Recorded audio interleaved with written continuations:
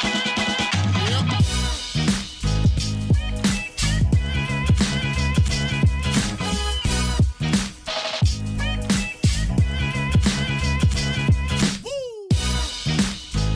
there, it's Matt Latour. He is Jordan Mercier, and this is This Month in Peterborough for February 2024, looking at the biggest stories in Peterborough and surrounding areas this month. Jordan, the shortest month of the year, a little bit longer than usual this year with the leap year, but nonetheless a very busy one in Peterborough. We'll start with an announcement at the Peterborough Memorial Center, which was pretty quickly turned around and canceled, and we're still kind of in the dark here about what this was. I'm going to say, in the terms of like traditional news sense, this isn't something that would totally register on your radar, but it was by far and away our most read story. And if you go back to early February, all of a sudden word had gotten spread about an event that was going to take place at the Memorial Center that was going to be for 3 weeks.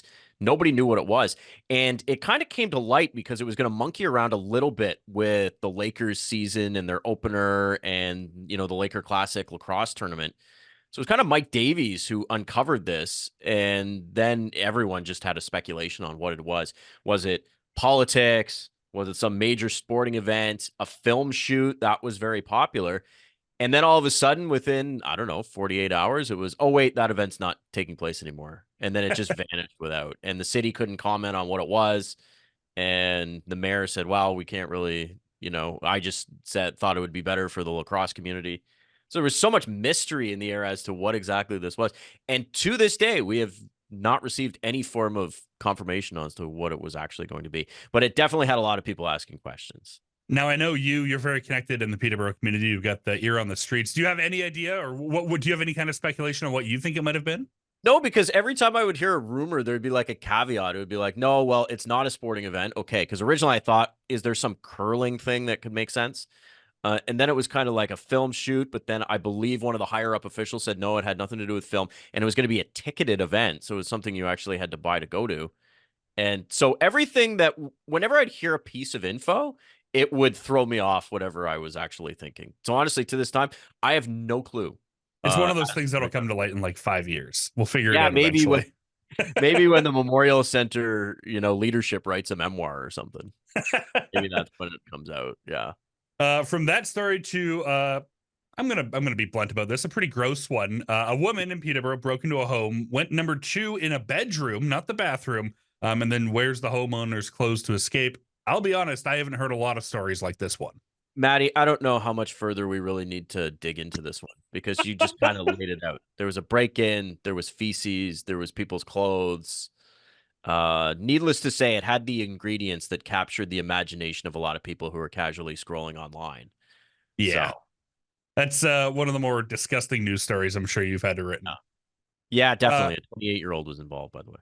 Definitely an unlucky homeowner there, but going from unlucky to lucky, we've got a $70 million lottery ticket sold in Kawartha Lakes. This is a big one. This is big, and I found out just recently that my mom's part of a work pool that actually buys their tickets in Kawartha Lakes. Now, I think by this point, I would have probably heard if they were actually the winners of this ticket, but it's not, you know, occasionally we'll get OLG releases about somebody winning big with the lottery, and it's usually $1 million, $2 million, whatever. I mean, this is the big prize. Like, it doesn't really get much bigger than this, $70 million around the city of Kawartha Lakes. So interesting to note, too, that Lotto Max players in general have won more than $7.9 billion since 2009. So this just adds to that pot. But can you imagine the questions being asked around the office that day, Matt, was what you would do with $70 million. And mine involved a Rolls Royce and, you know, making a donation for an honorary doctorate at Trent. That's what I was going to do. So I look at this a few ways. One, the $70 million, when it gets that high, I find it's always two winners. It's always split. Not in this case, unless it's something like an office pool.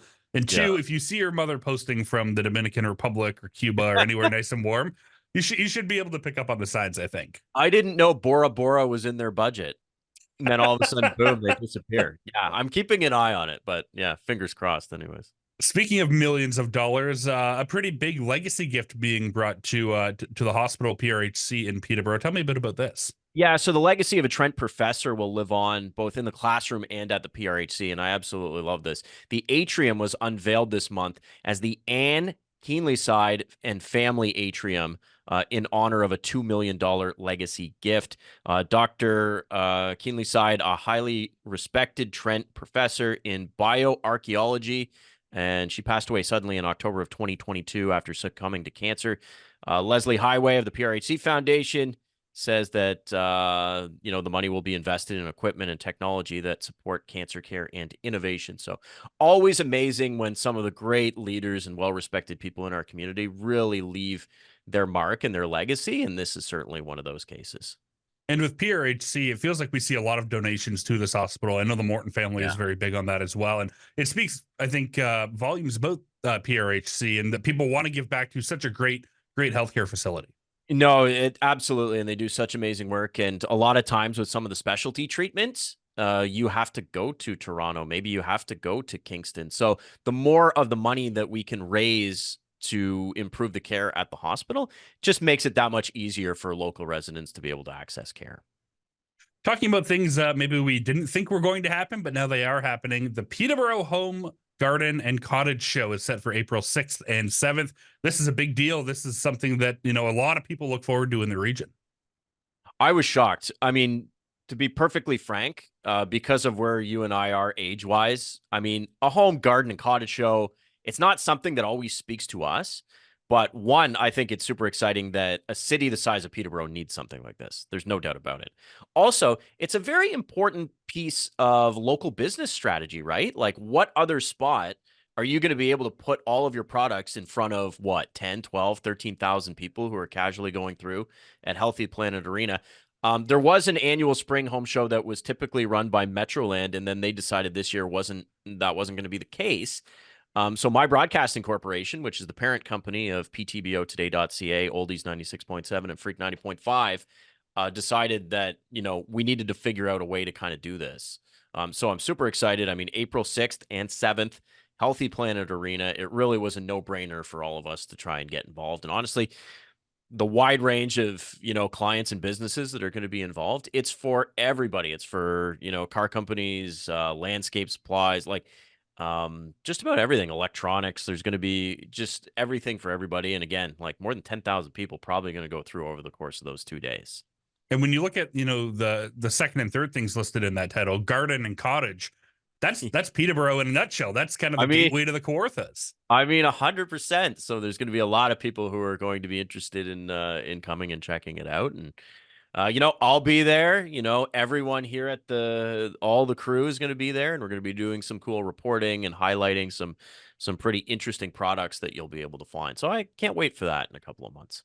That's the Peterborough Home, Garden, and Cottage Show set for Healthy Planet Arena, April 6th and 7th. This has been This Month in Peterborough for February 2024. If you want to find all of these stories and more, of course, you can check out our website, ptbotoday.ca, for the latest.